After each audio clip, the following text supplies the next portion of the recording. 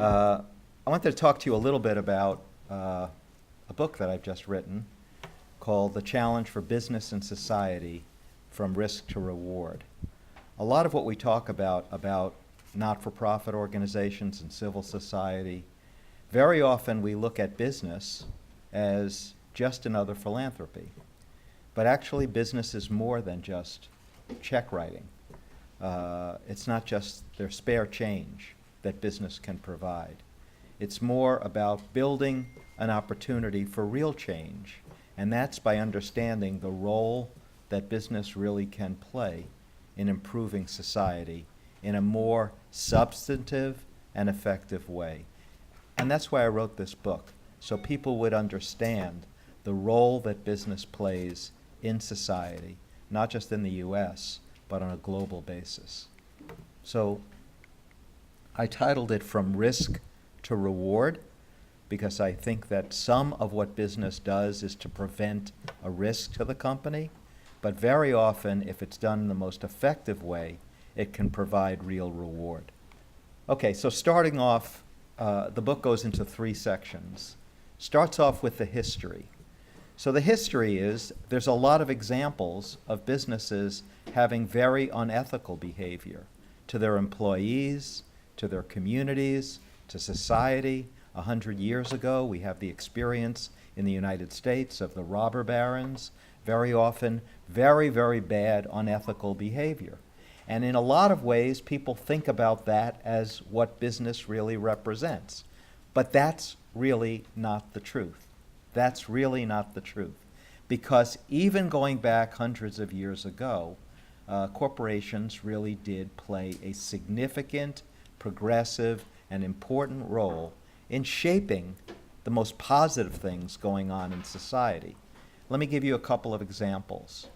By 1904, there were about 450 companies in the United States that provided 1 week of paid vacation. It wasn't regulated, it wasn't legislated, it was innovated by business because they believed that their employees needed a week of paid vacation. At that time, here in New York, if you worked for the city government or the state government, they were closed on Christmas, but none of their employees got paid for that holiday.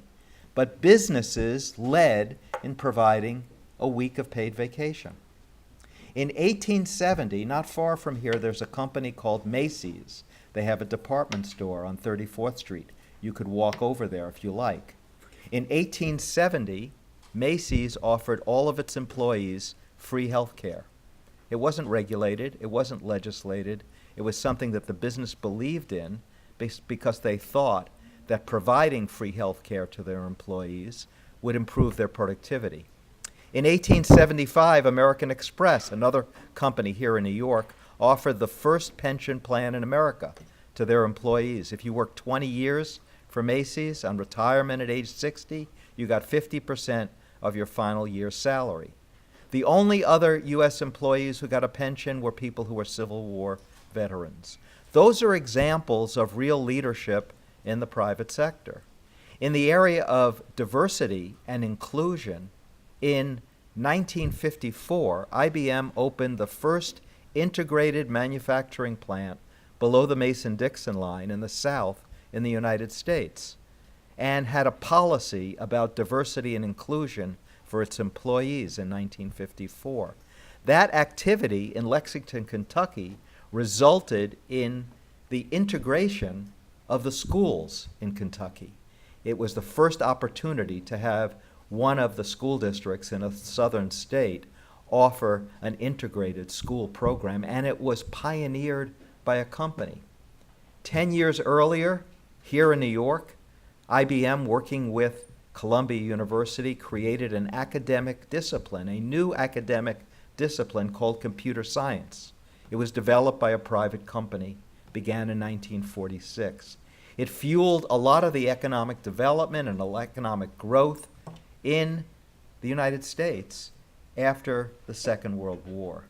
So there were environmental leadership examples by companies, there were labor practices, there were diversity practices, there were all kinds of things.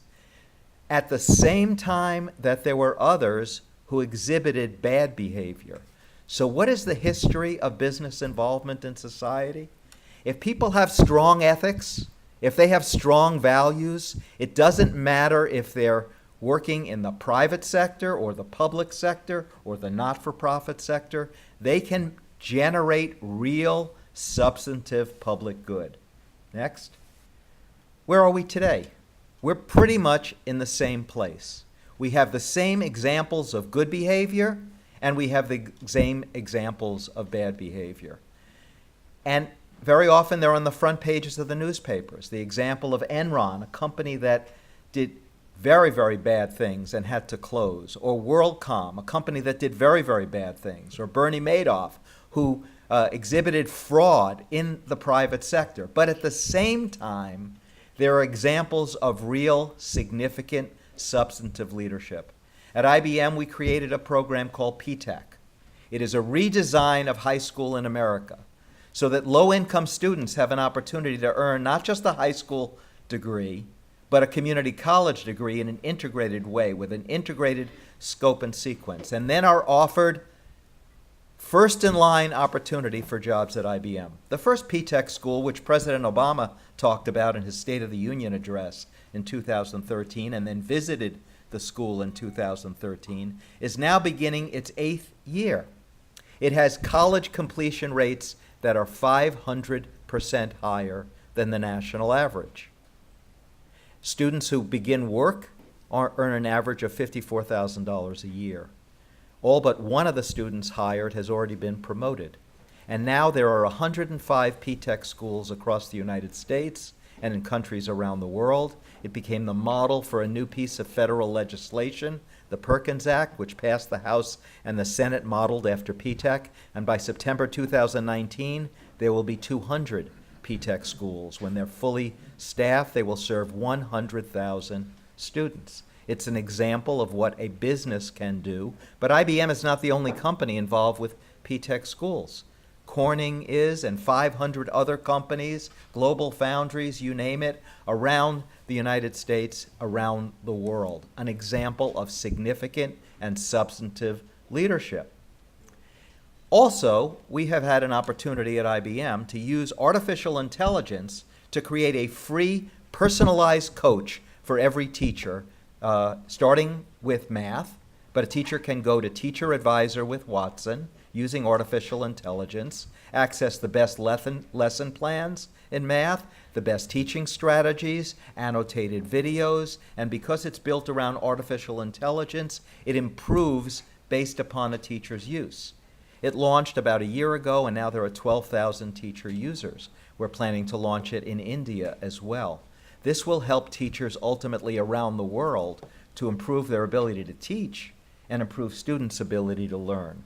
But it's not just a company like IBM. JP Morgan Chase just announced a $500 million initiative to improve our cities, not just in the United States, but globally. That's real leadership. American Express provides customized training programs for not-for-profit organizations because they recognize that to improve society, you need just not to improve business, but you need to improve not-for-profit organizations and civil society. AT&T has just announced spending $200 million to reskill their workforce, as opposed to laying off people who have poor education or poor skills with changes in the workplace. They're reinventing the opportunity to do apprenticeship, not just to build people into the workforce, but to upgrade the skills so that people who are already in the workforce can earn more money and stay longer. These are examples of best practices in citizen diplomacy, but they're not only about check writing.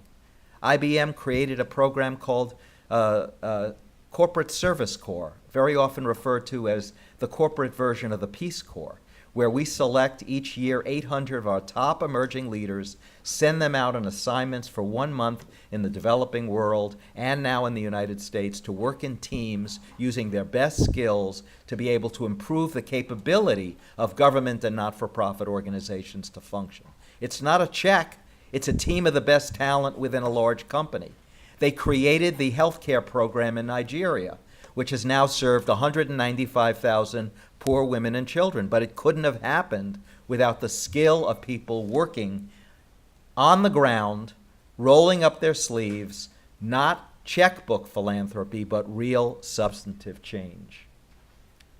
So, as I said, we've got lots of examples of bad behavior, but if we conclude on the basis of that all companies are bad, or working in the private sector is the cause of income inequality, or every social ill, whether it's shredding the social safety net or bad environmental practices, that is a problem for some.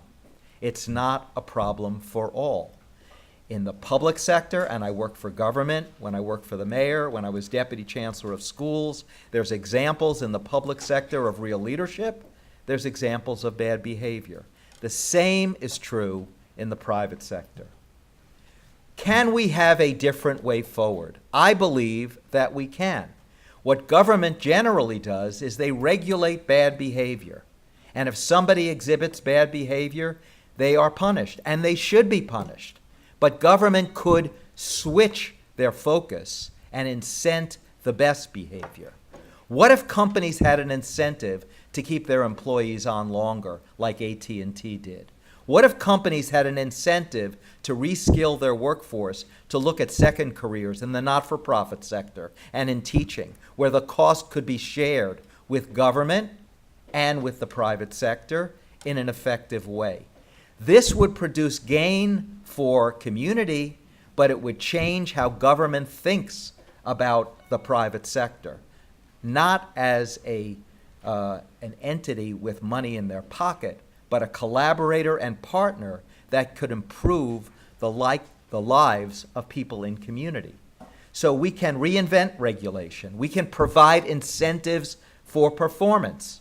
Right now, a company gets a tax abatement if they write checks, but think about what you could do if the best talent in the private sector was available to solve the problems of not-for-profit organizations. The best marketing, the best finance, the best legal help, the best technology assistance.